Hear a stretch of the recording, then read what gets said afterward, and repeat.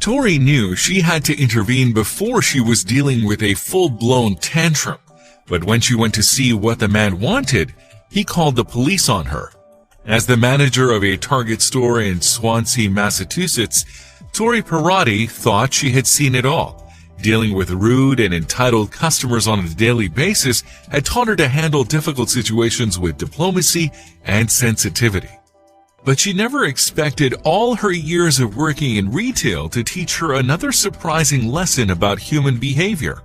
If Tori had learned anything from working in the service industry, it was that customers would walk all over her if she let them. She had to be fair but firm. But never in all her years of working at Target had a customer made such an outlandish and unreasonable demand, and then done everything in his power to ruin her life. It all began when David Levitt, a self-proclaimed award-winning journalist, walked into Tori's store and made such an unbelievable scene that the cops had to become involved. In fact, the outrageous clash between Tori and the entitled man would become a battle of such epic proportions that Twitter users were soon scurrying to pick a side. Now, David Levitt was obviously a man who was used to getting his way. The notorious Twitter troll made his way through the aisles at Target and spied an Oral-B Pro 5000 electric toothbrush that had been used for display purposes. Seeing the suspiciously low price on the demo model, he gleefully swooped in to purchase it. Armed with limited knowledge of consumer protection law and an overwhelming sense of entitlement, David casually swanned up to the checkout counter and waited for the cashier to scan the barcode. Call it penny pinching or just looking to pick a fight, he was determined to get his way. Only Tori wasn't going to stand for it. The flustered cashier immediately knew what David was doing, but she gently explained that the electric toothbrush was for demo purposes only.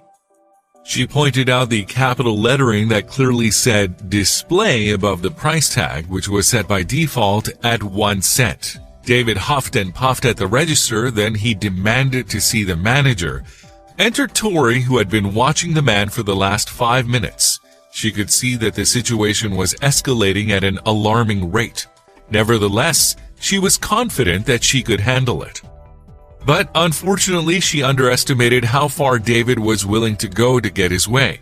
Tori approached him and tried to reason with him, but then he whipped out his phone. Another man would have accepted Tori's response, but not David. When she flatly refused to be bullied, his face went from an expression of indignant to defiance as he pulled out what he thought was an ace up his sleeve. He shoved his phone in her face, took a picture, and uploaded it for his 210,000 followers on Twitter to see.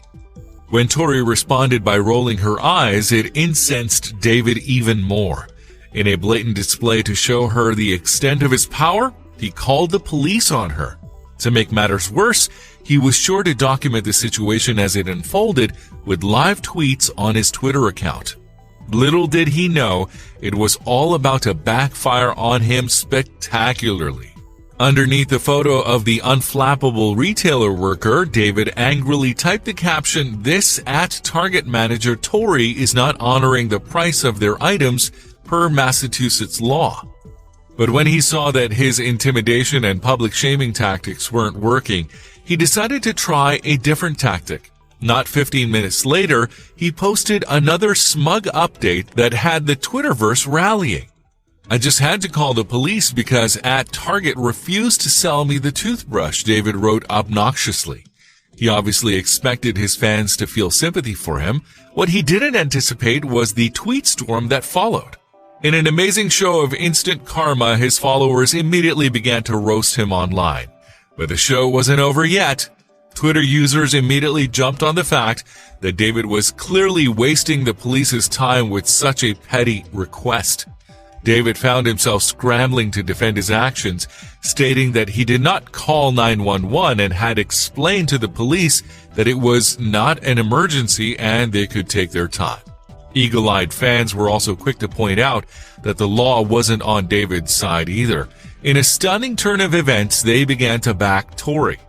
One user retaliated with, "So, let me get this straight. You're bothering the police because of an obvious mistake Target made that you want to exploit, because we all know those toothbrushes don't sell for 1 cent.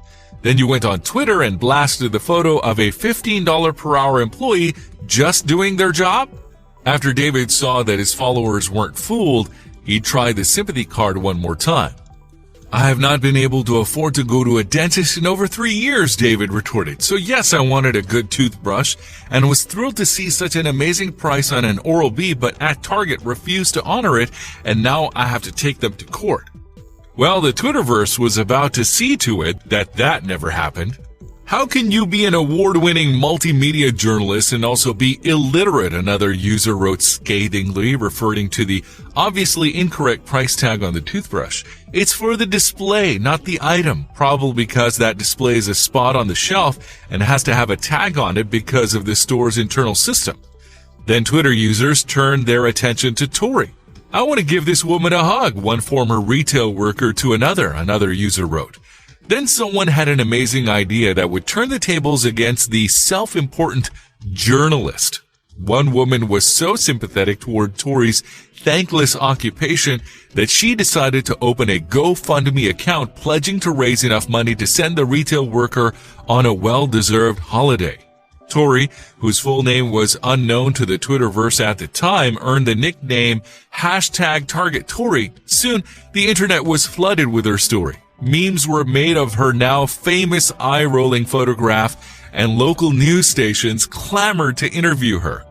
People were so enamored by the battle between the rude man and the blue-collar worker that the donations began to pour in. But would they reach their target of $5,000? Meanwhile, David Levitt's face also began to flood the internet. His appalling behavior had earned him an unflattering meme of his own, referencing the "let me talk to your manager" temper tantrum throwing people that retail workers have to deal with on a daily basis. And just a few days after the story went viral, the GoFundMe account had garnered over $35,000. It wasn't long before Target Tori had been tracked down and the money that the GoFundMe account had raised was released to her. She opened a Twitter account of her own under her new moniker to express her gratitude to all the netizens who stood up for her. She has since decided that instead of going on a holiday as originally intended by the creators of the account, she will donate all the money to charity.